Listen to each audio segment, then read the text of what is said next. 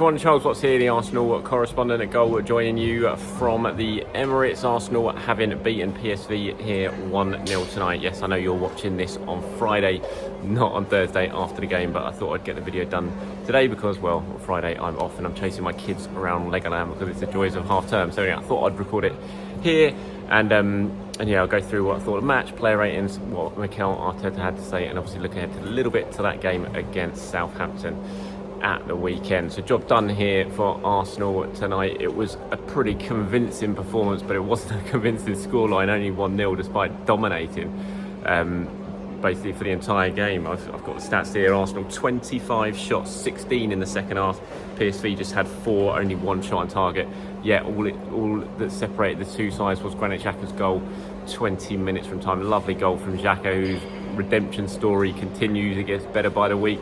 Really good finish, right footed as well. Doesn't score many of those in his career. Half volley from Tomiyasu's cross. And yeah, it was exactly, his job done basically. This is what Mikel Arteta wanted. He named a strong side, as we all probably thought we would. Maybe a little bit surprised that Gabriel Jesus started. He played as a striker and Ketia played over on the left because Martinelli wasn't deemed fit enough to start. Saka was on the right. Saka got an absolute, took a kick in. He carried on, limped off towards the end of the game, walking pretty gingerly, but hopefully he's going to be okay. Mikel Arteta speaking after the game, giving a bit of an injury update on Saka, but said he got a bit of a kick, but he thinks he should be okay for Southampton. Fingers crossed that remains the case. Really good performance, I thought, from Xhaka. Very little reward. He ran himself into the ground, but as with pretty much everyone in the Arsenal team, it was a frustrating night in front of goal. Just couldn't quite take their chances.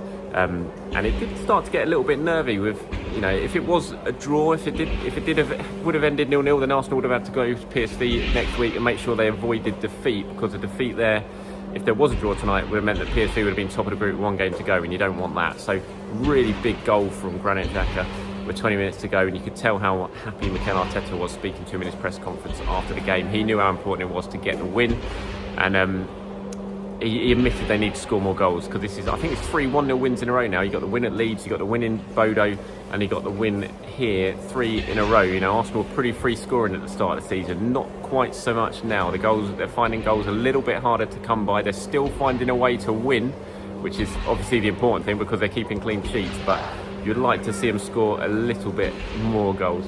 Sorry if it's a little bit loud for you here, but they're sort of clearing up the substitutes. Have been playing a bit of a warm down game behind me over there. They're just finished now and they're bringing us to clear up the stadium, so there's a few bangs and crashes going on here.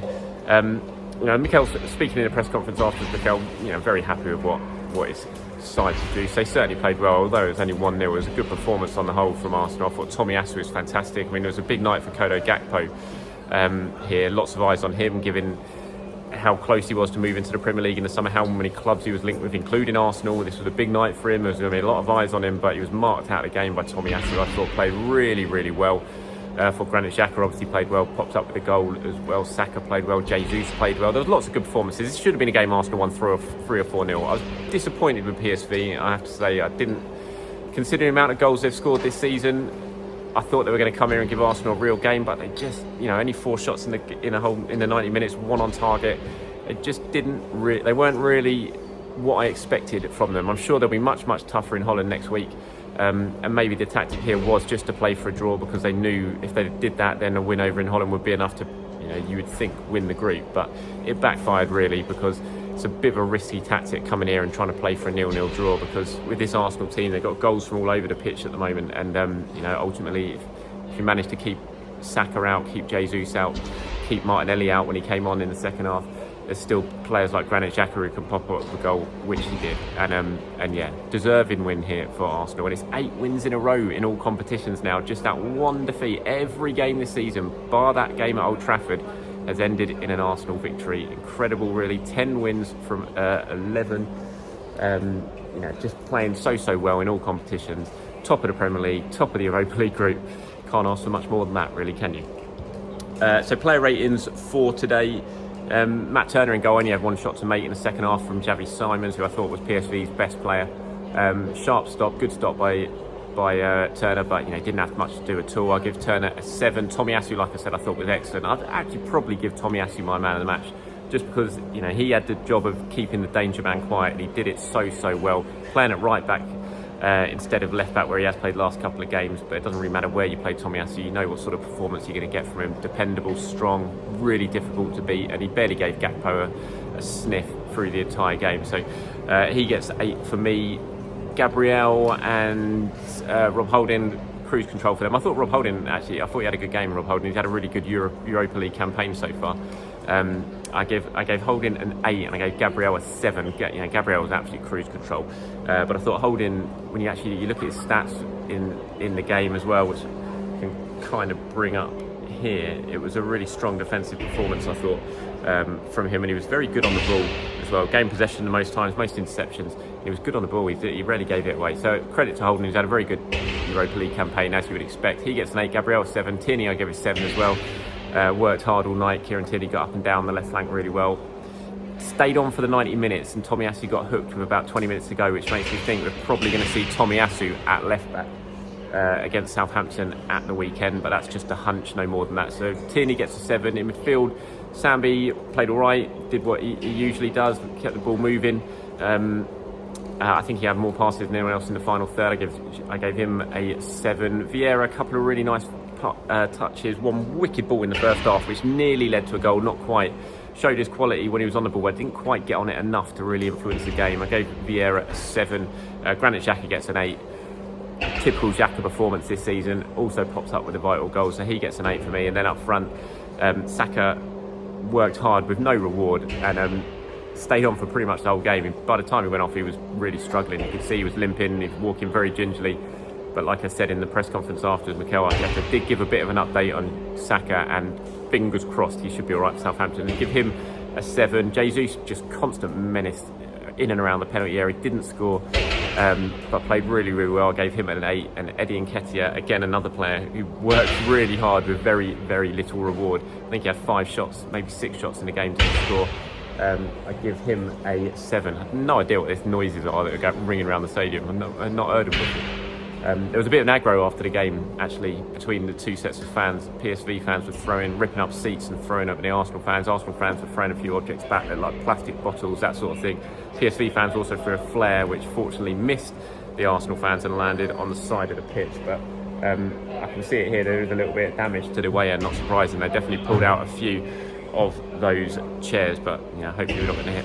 Hopefully no one got hurt, anything like that. I saw there are a few videos doing around what happened outside the stadium as well, but fingers crossed no one got hurt or anything like that. You don't really want to be seeing that sort of thing after the game. Okay, so looking ahead to Southampton briefly now. Like I said, team news wise, Martinelli was rested today. He did come on in the second half, but rested from the start. I expect he'll probably come back in for the Southampton game. Bukayo Saka, although he did limp off, like I said, Mikel Arteta in the press conference seemed to suggest that he will be okay. So you would think that he will start as well, barring that injury sort of swells up or anything like that over the next couple of days. No Zinchenko still with that calf problem that's been keeping him out since the Tottenham game.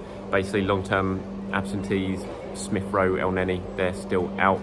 Expect all the players who didn't start today, like Ben White, Aaron Ramsdale, Thomas Partey, Martin Odegaard, Martinelli, like I said, they'll all come back in.